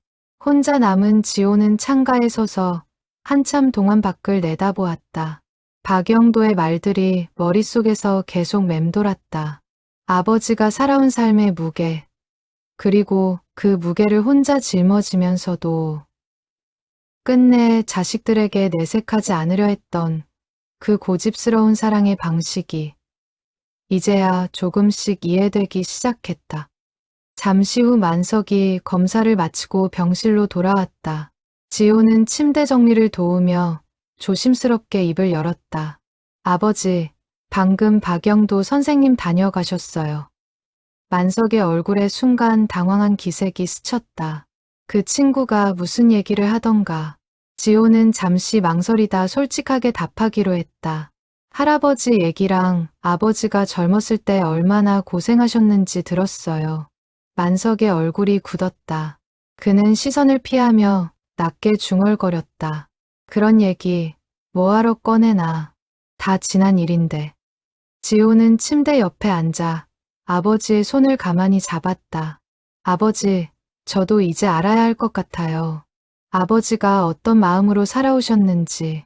만석은 아무 말도 하지 못한 채 그저 아들의 손을 마주 잡을 뿐이었다. 병실 창밖으로 오후의 햇살이 부드럽게 스며들고 있었다. 그날 저녁, 지호는 퇴근길에 잠시 가게에 들렀다. 서랍 속에 남겨둔 마지막 2개의 테이프가 여전히 그를 기다리고 있었다. 그는 상자를 열어 그것들을 물끄러미 바라보았다. 낮에 박영도에게 들은 이야기들이 머릿속에서 계속 맴돌았다. 아버지가 왜 그토록 오랜 세월 이 테이프들을 혼자 간직해왔는지 이제는 조금씩 알 것도 같았다. 그는 문득 자신의 어린 시절을 다시 떠올렸다. 아버지가 늦은 밤 퇴근에 돌아오면 어린 지호는 자는 척을 하곤 했다. 서운함을 표현하는 나름의 방식이었다. 그러나 가끔 잠결에 아버지가 방문 앞에 서서 한참을 서 있다. 조용히 문을 닫는 인기척을 느낀 적이 있었다. 그때는 그것이 무엇을 의미하는지 알지 못했다. 이제와 생각해보니 어쩌면 그 순간에도 아버지는 하고 싶은 말들을 삼키고 있었던 것은 아닐까 싶었다. 가게 문을 닫고 나서던 지호는 문득 걸음을 멈추고 다시 안으로 들어갔다. 그는 상자에서 아직 듣지 않은 2개의 테이프를 조심스럽게 꺼내 가방에 넣었다. 오늘 밤 집에서 홀로 마지막 이야기들을 마주할 참이었다. 더는 미룰 수 없다는 생각이 들었다. 아버지의 회복이 더디게나마 이어지고 있는 지금 이 이야기들의 끝을 확인하고 나서야 비로소 진짜 대화를 시작할 수 있을 것 같았다. 집으로 가는 버스 안. 지호는 창가에 기대어 가방 속 테이프를 가만히 손끝으로 만졌다. 창밖으로 스쳐 지나가는 익숙한 풍경들이 오늘따라 낯설게 느껴졌다. 그는 문득 자신이 지난 5년 동안 얼마나 많은 시간을 원망 속에서 흘려보냈는지 헤아려 보았다. 그 시간 동안 아버지는 홀로 늙어가며 자식에게 전하지 못한 말들을 테이프에 쌓아가고 있었던 것이다. 버스에서 내려 집으로 걸어가는 길, 지호의 휴대전화가 짧게 울렸다. 지연이 보낸 메시지였다. 오빠, 아버지 오늘 컨디션 많이 좋아지셨대. 내일은 좀 걸으실 수도 있다고 하더라. 지호는 그 메시지를 읽으며 옅은 미소를 지었다. 그러나 곧이어 마음 한구석에서 묵직한 무게가 다시 차올랐다. 아버지가 건강을 회복해가는 지금 자신이 해야 할 일은 명확했다. 더 이상 미루지 않고 마음속 응어리를 풀어내는 것이었다. 집에 도착한 지호는 곧장 서재로 향하지 않고 먼저 부엌에 들러 따뜻한 차 한 잔을 우렸다. 마음을 가라앉히기 위해서였다. 찻잔을 손에 쥐고 창가에 선 그는 오늘 낮 박영도에게 들은 이야기들을 다시 한번 천천히 되짚어 보았다. 20살의 가장이 된 아버지, 야간대학을 다니며 동생들을 건사했던 아버지, 그리고 그 모든 짐을 혼자 짊어지면서도 단 한 번도 내색하지 않았던 아버지의 삶이 이제는 그의 마음속에 온전히 자리 잡고 있었다. 윤희가 부엌으로 들어와 그의 곁에 조용히 앉았다. 오늘 아버님 병실에서 무슨 일 있었어요? 지호는 박영도에게 들은 이야기를 천천히 들려주었다. 이야기를 마친 그는 찻잔을 두 손으로 감싸쥐며 낮게 말했다. 여보, 나 오늘 처음으로 아버지가 짊어졌던 무게가 어느 정도였는지 실감했어. 근데 그걸 알고 나니까 오히려 더 미안해지더라. 윤희는 조용히 그의 등을 쓸어주며 아무 말도 하지 않았다. 때로는 위로보다 침묵이 더 큰 힘이 된다는 것을 그녀는 알고 있었다. 그날 밤, 지호는 늦게까지 잠들지 못한 채 거실 소파에 앉아 있었다. 아버지가 그렇게 오랜 세월 홀로 짊어져 온 삶의 무게를 생각하면 생각할수록 자신이 지난 5년 동안 아버지에게 보였던 냉담함이 더욱 아프게 다가왔다. 그는 문득 아버지에게 편지를 써야겠다는 생각이 처음으로 스쳤다. 말로는 다 전하지 못할 것 같은 마음을 글로나마 정리해보고 싶었다. 집에 돌아온 지호는 서연을 재우고 나서야 조용히 서재에 앉았다. 윤희도 옆자리에 함께했다. 두 사람은 나란히 앉아 9번째 테이프를 재생기에 밀어 넣었다. 라벨에는 1년 전 날짜가 적혀 있었다. 아버지의 목소리는 이전보다 훨씬 야위어 있었다. 지호야, 요즘 들어 몸이 예전 같지 않다. 병원에서는 큰 병은 아니라고 하는데 나이가 드니 마음이 자꾸 약해지는구나. 목소리에는 옅은 두려움이 배어 있었다. 얼마 전에 내 엄마 산소에 다녀왔다. 거기 앉아서 한참을 울었다. 살아있을 때 잘하지 못한 게 너무 많아서. 그리고 문득 그런 생각이 들었어. 나도 언젠가 그 곁으로 가게 될 텐데. 그 전에 너한테 꼭 전해야 할 말이 있다는 걸. 지호는 숨을 죽인 채 귀를 기울였다. 지호야, 아빠는 내가 5년 전 장례식장에서 했던 말을 단 하루도 잊은 적이 없다. 그 말이 맞아서 더 아팠어. 근데 그날 이후로 너를 원망한 적은 한 번도 없다. 오히려 미안한 마음뿐이었어. 그런데도 먼저 연락할 용기가 나지 않더구나. 자존심 때문인지 아니면 이제 와 무슨 낯으로 널 보나 싶어서인지 나도 잘 모르겠다. 목소리가 잠시 흔들리다 다시 이어졌다. 요즘 들어 자꾸 이 라디오 앞에 앉아있는 시간이 많아졌다. 이 라디오는 내 엄마랑 신혼 때 처음 산 물건이야. 그 시절 이걸로 밤마다 라디오 드라마를 함께 들었었지. 그때가 참 좋았는데 지금은 이 라디오도 많이 낡아서 소리가 자꾸 끊긴다. 언젠가 너한테 맡겨서 고쳐달라고 해야겠다는 생각이 든다. 그러면서 이 테이프들도 어쩌면 내게 전할 방법을 찾을 수 있지 않을까 하는 생각도 들고 지호는 그 대목에서 눈물을 참지 못했다. 아버지가 라디오를 들고 가게를 찾아온 그날의 진짜 이유를 이제야 알 것 같았다. 단순히 낡은 기계를 고치기 위해서가 아니라 그것을 핑계 삼아 다시 아들에게 다가가고 싶었던 것이었다. 그러면서도 차마 직접 그 테이프를 건네지는 못한 채 서랍만은 건드리지 말라고 신신당부했던 아버지의 마음이 이제 온전히 이해되었다. 윤희는 말없이 지호의 어깨에 기대어 함께 눈물을 훔쳤다. 테이프는 계속 이어졌다. 지호야, 혹시 내가 이 테이프를 듣게 된다면 아빠를 너무 미워하지 말아줬으면 좋겠다. 아빠는 그저 서툴렀을 뿐이야.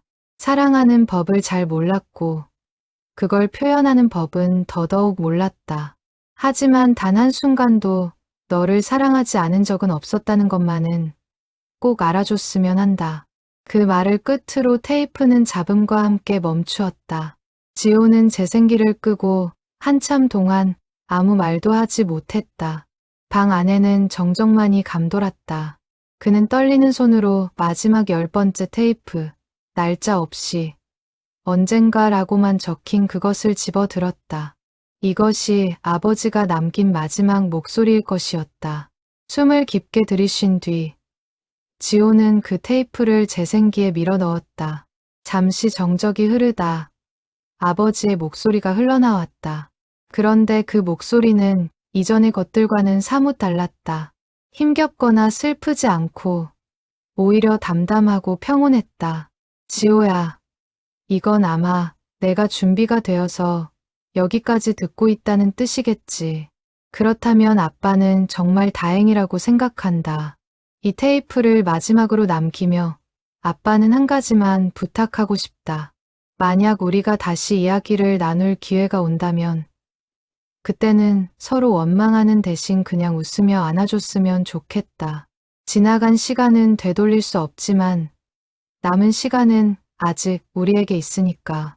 목소리는 잠시 멈추었다가 마지막으로 낮고 따뜻하게 이어졌다. 사랑한다, 아들아. 이 말을 이렇게밖에 전하지 못해서 미안하다. 테이프가 끝나고 재생기의 모터 소리만이 조용히 이어졌다. 지호는 두 손으로 얼굴을 감싼 채 오랫동안 흐느꼈다. 윤희는 말없이 그의 등을 쓸어주었다. 서재의 낡은 시계가 자정을 알리는 종소리를 나직이 울렸고 지호는 그 소리 속에서 5년 동안 얼어붙어 있던 마음이 서서히 녹아내리는 것을 느꼈다. 한참을 울고 난 뒤 지호는 젖은 얼굴을 손등으로 닦아내며 10개의 테이프를 다시 상자에 가지런히 정리했다. 30해가 넘는 세월 동안 쌓여온 아버지의 마음이 이제 온전히 그의 것이 되어 있었다. 그는 상자 뚜껑을 닫으며 조용히 다짐했다. 더 이상 이 목소리들을 서랍 속에 가둬두지 않겠다고. 아버지가 그토록 하고 싶었던 말들을 이제는 직접 얼굴을 마주하고 들어야 한다고. 윤희가 조심스럽게 물었다. 내일 병원 갈 거죠? 지호는 고개를 끄덕였다. 응, 가서 다 말씀드릴 거야. 테이프 들었다고. 그리고 나도 할 말이 있어. 그의 목소리에는 이전에 없던 결연함이 담겨 있었다. 윤희는 그런 남편의 모습을 가만히 바라보다 조용히 그의 손을 꼭 잡아주었다. 그날 밤, 지호는 쉽게 잠들지 못했다. 눈을 감으면 자꾸만 아버지의 마지막 목소리가 귓가에 맴돌았다. 사랑한다, 아들아. 이 말을 이렇게밖에 전하지 못해서 미안하다. 그 문장이 가슴 깊은 곳에서 계속 울려 퍼졌다. 지호는 침대에 누워 천장을 바라보며 내일 아버지를 만나면 어떤 말부터 꺼내야 할지 오랫동안 생각했다. 그러나 마음속에는 이미 한 가지 확신이 자리 잡고 있었다. 이제는 더 이상 미룰 수 없다는 것이었다. 새벽녘, 지호는 잠시 선잠에서 깨어 조용히 서재로 향했다. 상자 속 테이프들을 다시 한번 꺼내어 손끝으로 하나하나 어루만졌다. 그는 문득 이 테이프들이 단순히 지난 세월의 기록이 아니라 아버지가 살아낸 삶 그 자체라는 생각이 들었다. 그리고 그 삶의 무게를 이제는 자신도 함께 짊어져야 한다는 생각이 들었다. 그는 노트북을 열어 아버지에게 전할 편지를 써 내려가기 시작했다. 처음에는 무슨 말부터 써야 할지 막막했지만 손끝이 움직이기 시작하자 그동안 쌓아두었던 말들이 본물 터지듯 흘러나왔다. 5년 전 장례식장에서 했던 말에 대한 사과, 테이프를 통해 알게 된 아버지의 삶에 대한 이해, 그리고 앞으로 남은 시간을 함께 채워가고 싶다는 바람까지. 편지는 새벽이 밝아올 때까지 이어졌다. 편지를 다 쓰고 난 지호는 창밖으로 밝아오는 하늘을 바라보았다. 밤새 흘린 눈물 때문인지 눈이 뻑뻑했지만 마음만은 오히려 개운했다. 그는 프린터로 편지를 인쇄한 뒤 조심스럽게 접어 상자 맨 위에 올려두었다. 이 상자를 오늘 아버지에게 그대로 가지고 갈 참이었다. 더 이상 숨기지 않고 있는 그대로 마주하기 위해서였다. 출근 준비를 하며 지호는 거울 앞에 서서 한참 동안 자신의 얼굴을 들여다보았다. 지친 기색이 역력했지만 눈빛만은 어느 때보다 또렷했다. 그는 문득 거울 속 자신의 얼굴이 아버지의 젊은 시절 사진 속 얼굴과 닮아 있다는 사실을 깨달았다. 세월이 흘러도 이어지는 것은 비단 얼굴 생김새만이 아니라는 생각이 들었다. 그는 넥타이를 고쳐매며 오늘 하루가 자신의 인생에서 가장 중요한 하루가 될 것임을 직감했다. 윤희는 현관까지 배웅을 나와 그의 손에 상자를 쥐어주었다. 여보, 힘내요. 아버님도 분명 당신 마음 알아주실 거예요. 지호는 아내의 손을 꼭 잡으며 고개를 끄덕였다. 서연도 잠결에 깨어나 배웅을 나왔다. 아빠, 할아버지한테 안부 전해줘요. 아이의 그 말 한마디가 지호의 마음을 한결 가볍게 해주었다. 그는 상자를 품에 안고 집을 나서며 오늘만큼은 뒤돌아보지 않고 앞으로 나아가겠다고 다짐했다. 병원으로 향하는 버스 안. 지호는 무릎 위에 놓인 상자를 두 손으로 꼭 붙잡고 있었다. 창밖으로 스쳐 지나가는 이른 아침의 풍경들이 유난히 선명하게 눈에 들어왔다. 그는 문득 5년 전 같은 노선의 버스를 타고 장례식장으로 향하던 날을 떠올렸다. 그날의 무겁고 서늘했던 마음과 지금 이 순간에 떨리면서도 벅찬 마음이 참으로 다르다는 것을 새삼 느꼈다. 이튿날 아침, 지호는 상자를 품에 안고 병원으로 향했다. 걸음걸음마다 심장이 두근거렸다. 5년 만에, 아니, 어쩌면 평생 처음으로 아버지에게 진심을 전하려는 참이었다. 병실 문 앞에 선 그는 잠시 숨을 고른 뒤 조심스럽게 문을 열었다. 만석은 침대에 기대 앉아 창밖을 바라보고 있었다. 지호가 들어서는 인기척에 고개를 돌린 그의 얼굴에 반가움이 스쳤다가 이내 아들의 품에 안긴 나칙은 상자를 발견하고는 표정이 굳었다. 그건 만석의 목소리가 떨렸다. 지호는 침대 옆으로 다가가 상자를 조심스럽게 내려놓았다. 아버지, 죄송해요. 서랍 열지 말라고 하셨는데 제가 몰래 열어봤어요. 만석은 아무 말도 하지 못한 채 상자를 내려다보았다. 그의 눈가가 서서히 붉어지기 시작했다. 테이프, 다 들었어요. 지호가 떨리는 목소리로 말을 이었다. 1990년부터 마지막 테이프까지 전부요. 만석은 얼굴을 손으로 감싸며 고개를 떨궜다. 미안하다. 지호야. 진작 얘기했어야 했는데 도무지 용기가 나지 않았다. 그의 어깨가 가늘게 떨리고 있었다. 지호는 침대 옆 의자에 앉아 아버지의 손을 조심스럽게 잡았다. 아버지, 오히려 제가 죄송해요. 5년 전에 저 그렇게 심한 말하고 한 번도 먼저 연락드리지 않았어요. 아버지가 왜 그렇게 사셨는지 제대로 알아보려고도 하지 않았고요. 그의 목소리도 함께 떨렸다. 테이프 들으면서 알았어요. 아버지가 얼마나 힘들게 저희를 키우셨는지, 할아버지 빚 갚느라, 저희 학비 대느라, 혼자서 그 모든 걸 짊어지고 사셨다는 거. 만석은 고개를 들어 아들을 바라보았다.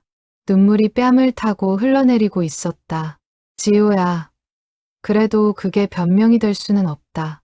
너희 어릴 때 옆에 있어주지 못한 건 어떤 이유로도 정당화될 수 없는 일이야.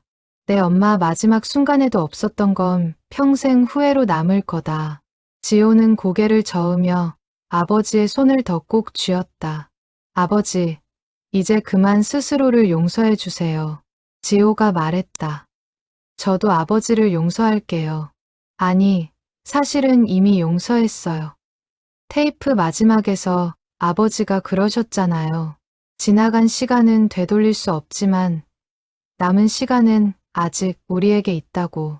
만석은 그 말에 크게 숨을 들이쉬며 눈물을 쏟아냈다. 오랜 세월 억눌러왔던 감정이 한꺼번에 터져나오는 듯했다. 지호야, 만석이 겨우 목소리를 냈다. 정말 미안하다. 그리고 고맙다. 이렇게 찾아와줘서. 지호는 자리에서 일어나 아버지를 조심스럽게 끌어안았다. 앙상해진 아버지의 몸이 품 안에서 가늘게 떨리고 있었다. 5년 만에, 아니, 어쩌면 그보다 훨씬 오래전부터 나누지 못했던 포옹이었다. 한참 동안 두 사람은 말없이 서로를 안고 있었다. 병실 안에는 낮은 흐느낌 소리만이 조용히 울렸다. 마침내 지호가 몸을 떼며 눈물을 닦았다. 아버지, 저 편지도 하나 써왔어요. 그는 상자 위에 올려두었던 편지를 꺼내 아버지에게 건넸다.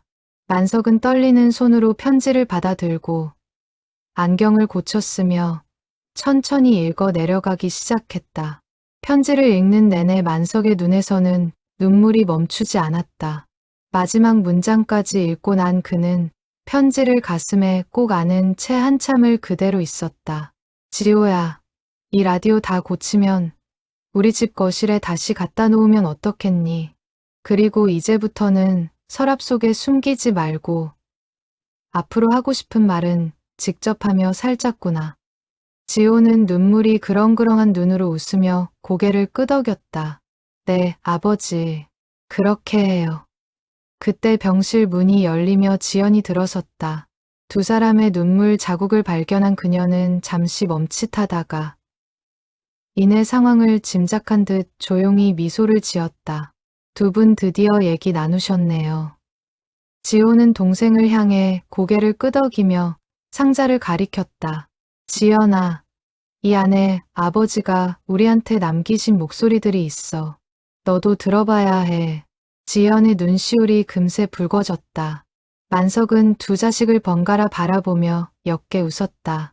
너희 어머니가 살아계셨으면 오늘 참 좋아하셨을 텐데. 그 말에 세 사람 모두 잠시 말을 잃었다. 창밖으로 비치는 오후 햇살이 병실 안을 따스하게 채우고 있었다. 지호는 문득 어머니의 산소에 다 함께 다녀와야겠다는 생각이 들었다. 이제는 더 이상 혼자가 아니라 온 가족이 함께. 지연이 눈물을 닦으며 조심스럽게 입을 열었다. 아버지, 저도 그동안 오빠한테 아버지 얘기 자주 못 꺼냈어요. 괜히 두 분 사이 어색해질까봐.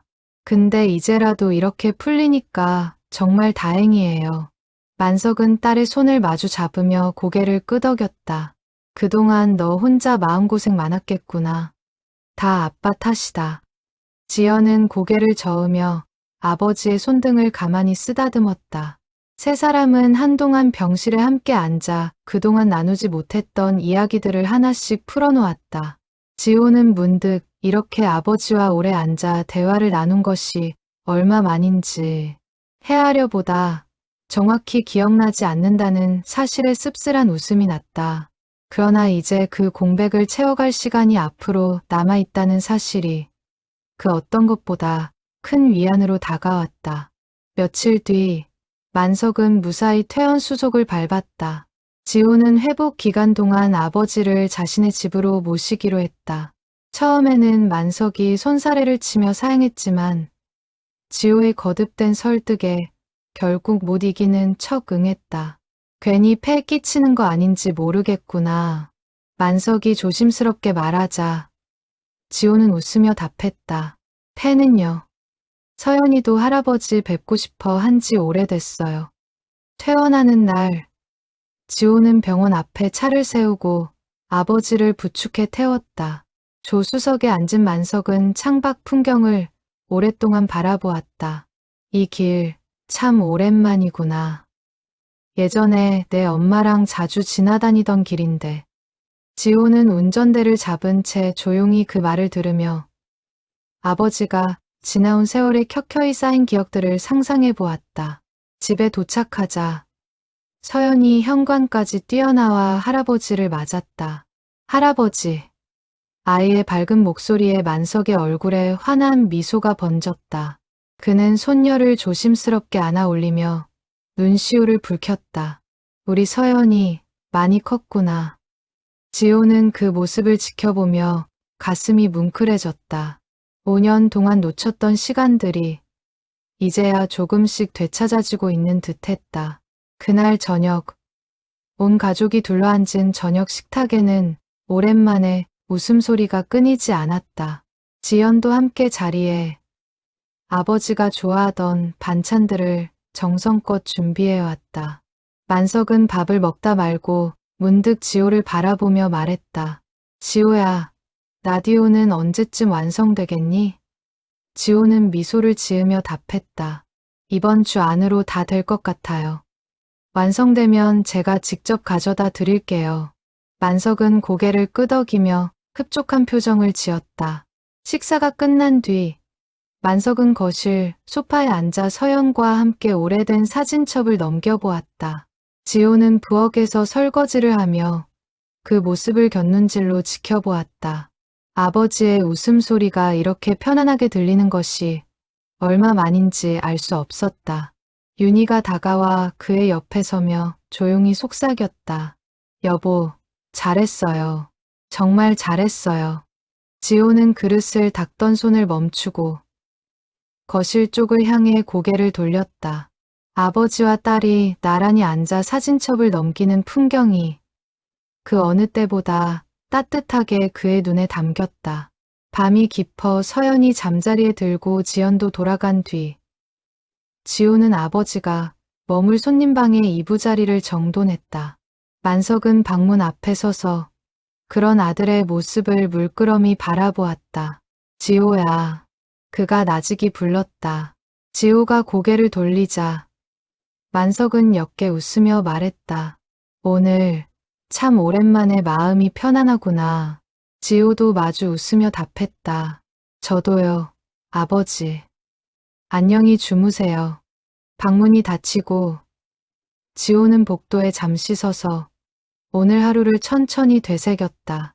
일주일 뒤 지호는 완전히 수리된 라디오를 조심스럽게 차에 싣고 아버지의 집으로 향했다. 캐비닛은 새로 니스칠을 해 반짝였고 스피커에서는 잡음 하나 없이 맑은 소리가 흘러나왔다. 지호는 서랍도 새로 손봐 여닫을 때마다 나던 삐걱거림을 말끔히 없앴다. 다만 그 안에 있던 10개의 테이프만은 원래 자리에 고스란히 다시 넣어두었다. 만석의 집 거실에 라디오를 다시 놓던 날, 만석은 오래된 자리를 손으로 쓸어보며 감회에 젖은 표정을 지었다. 여기 원래 있던 자리 그대로구나. 지호는 전원을 연결하고 다이얼을 돌려 라디오를 켰다. 오래된 진공관이 예열되는 특유의 시간을 지나 이내 맑은 음악 소리가 흘러나왔다. 만석의 얼굴에 환한 미소가 번졌다. 소리가 예전보다 더 좋구나. 지호는 아버지 옆에 나란히 앉아 라디오에서 흘러나오는 옛 노래를 함께 들었다. 어릴 적 이 거실에서 아버지와 함께 라디오 드라마를 듣던 기억이 어렴풋이 떠올랐다. 그 기억 속 풍경과 지금 이 순간이 30여 년의 시간을 건너 다시 이어지고 있었다. 아버지. 지호가 조심스럽게 입을 열었다. 저도 이제부터 뭔가 남겨보려고요. 만석이 의아한 표정으로 바라보자 지호는 가방에서 작은 녹음기를 꺼내 보였다. 서연이한테요. 아버지가 저한테 해주신 것처럼 저도 서연이한테 하고 싶은 말들을 남겨두려고요. 언젠가 서연이가 준비가 되면 들을 수 있게. 만석의 눈시울이 다시 붉어졌다. 그는 아들의 어깨를 가만히 두드리며 말했다. 그거 참 좋은 생각이구나. 아빠가 못다한 걸 내가 이렇게 이어가는구나. 그날 이후 지호는 매주 한 번씩 아버지의 집을 찾았다. 때로는 서연과 함께, 때로는 윤희와 함께였다. 만석의 무릎은 조금씩 회복되어 갔고 심장 검진도 정기적으로 받으며 건강을 관리해 나갔다. 부자는 예전에는 나누지 못했던 소소한 이야기들을 조금씩 주고받기 시작했다. 날씨 이야기, 손녀의 학교 이야기, 그리고 가끔은 지나온 세월의 회한과 그리움까지도. 몇 달 후, 지호의 가게에도 작은 변화가 생겼다. 그는 가게 한쪽에 작은 코너를 만들어 노년의 손님들이 자녀에게 남기고 싶은 말을 녹음할 수 있는 서비스를 시작했다. 아버지의 이야기를 계기로 떠올린 아이디어였다. 처음에는 반신반의하던 동네 어르신들도 하나둘 소문을 듣고 찾아와 서툰 목소리로 자식들에게 하고 싶었던 말들을 녹음해 가기 시작했다. 어느 늦은 오후, 백발의 할머니 한 분이 가게를 찾아 조심스럽게 녹음을 부탁했다. 우리 딸이 저랑 오랫동안 연락을 안 하고 지내서요. 근데 이렇게라도 마음을 전하고 싶어서. 지호는 익숙한 손길로 녹음기를 준비하며 나직이 답했다. 천천히 하세요. 시간은 충분해요. 그는 문득 자신이 겪었던 지난 시간들을 떠올리며 이 작은 녹음 부스가 누군가에게는 화해의 첫걸음이 될 수 있기를 마음속으로 바랐다. 가을이 깊어갈 무렵, 지호는 온 가족과 함께 어머니의 산소를 찾았다.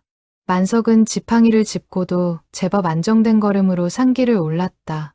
산소 앞에 선 그는 오랫동안 말없이 서 있다가 나직이 입을 열었다. 여보, 나 요즘 지호랑 자주 만나.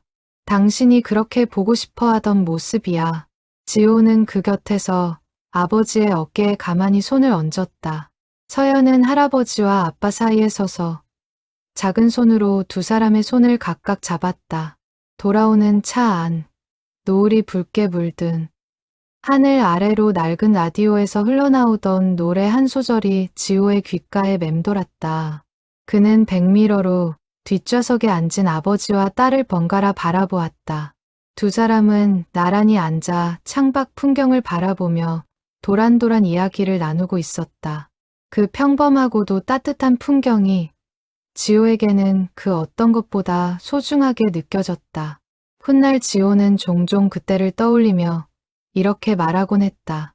그의 낡은 라디오 한 대가 자신의 가게의 문을 두드리지 않았다면 어쩌면 자신은 평생 아버지의 진심을 알지 못한 채 살았을지도 모른다고.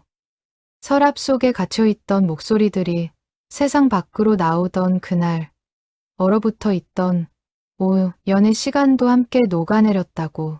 그리고 그 첫 목소리는 이제 지호 자신의 목소리가 되어 다음 세대로 이어지고 있었다. 이듬해 봄, 만석의 80번째 생일을 맞아 온 가족이 함께 모였다. 지호는 그동안 틈틈이 녹음해온 서연을 위한 테이프 3개를 완성해 이날 아버지 앞에서 처음으로 공개했다.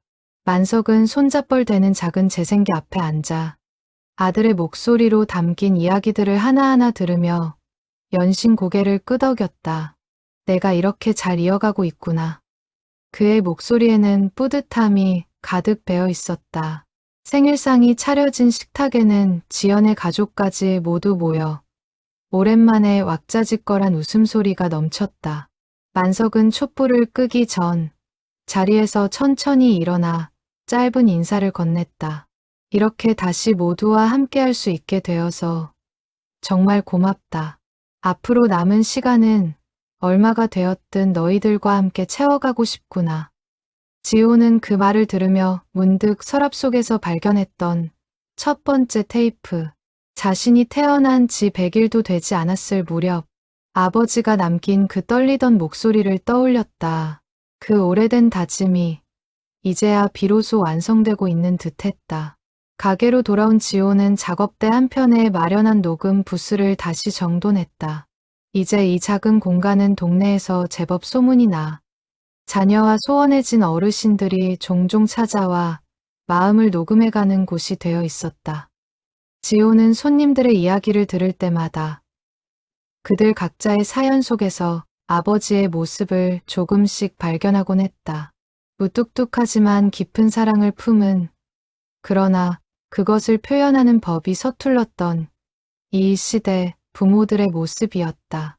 가을이 다시 찾아오고 지호는 어느 저녁 가게 문을 닫으며 낡은 진공관 라디오 한 대를 물끄러미 바라보았다. 손님이 새로 맡긴 것으로 세월의 흔적이 고스란히 밴 물건이었다. 그는 조심스럽게 그것을 작업대 위에 올려놓으며 생각했다. 이 라디오 속에도 어쩌면 누군가의 못다한 이야기가 숨어 있을지 모른다고. 그리고 그 이야기를 세상 밖으로 꺼내는 일이 이제는 자신의 또 다른 소명이 되어 있다는 것을 깨달았다. 밤이 깊어갈 무렵 지호는 가게 불을 끄고 집으로 향했다. 골목 끝 낡은 간판의 불빛이 여전히 은은하게 빛나고 있었다. 그는 걸음을 옮기며 아버지가 남긴 마지막 테이프의 한 문장을 나직이 되뇌었다. 지나간 시간은 되돌릴 수 없지만 남은 시간은 아직 우리에게 있다고. 그 말은 이제 지호 자신이 살아가는 방식이 되어 있었다. 집에 도착한 지호는 곤히 잠든 서연의 방문을 살며시 열어보았다. 아이의 책상 위에는 얼마 전 할아버지와 함께 찍은 사진이 액자에 담겨 놓여 있었다. 그는 그 사진을 가만히 바라보다 조용히 방문을 닫고 거실로 나왔다. 윤희가 차를 한 잔 건네며 옆에 앉았다. 오늘도 늦었네요. 요즘 부스 찾는 분들이 많아졌다면서요. 지호는 옅게 웃으며 고개를 끄덕였다. 생각보다 많으시더라고. 다들 하고 싶은 말은 있는데 꺼낼 용기가 없으셨던 것 같아. 윤희는 찻잔을 두 손으로 감싸주며 말했다. 당신 덕분에 아버님도 그리고 그 손님들도 조금씩 용기를 내시는 거예요. 지호는 창밖으로 스며드는 가로등 불빛을 바라보며 조용히 답했다. 다 아버지 덕분이지. 그 서랍 속 테이프들이 아니었으면 나도 여전히 문을 걸어 잠그고 살았을 거야. 그는 문득 자신의 삶이, 그리고 아버지의 삶이 그 작은 라디오 한 대를 통해 다시 이어졌다는 사실에 새삼 감사함을 느꼈다. 그날 밤, 지호는 잠들기 전 짧은 메모를 남겼다. 언젠가 서연이 자라 이 이야기를 전해 들을 때를 위한 것이었다. 얘야, 사람은 누구나 하고 싶은 말을 다 하지 못하고 살아간다. 하지만 늦었다고 해서 아주 늦은 것은 아니란다. 문이 닫혀 있다면 두드려 보렴. 그 문 너머에는 언제나 내가 생각했던 것보다 훨씬 더 따뜻한 마음이 기다리고 있을 테니까. 그는 메모를 서랍 한켠에 조심스럽게 넣어두었다. 언젠가 준비가 된 딸이 그것을 발견할 날을 기다리며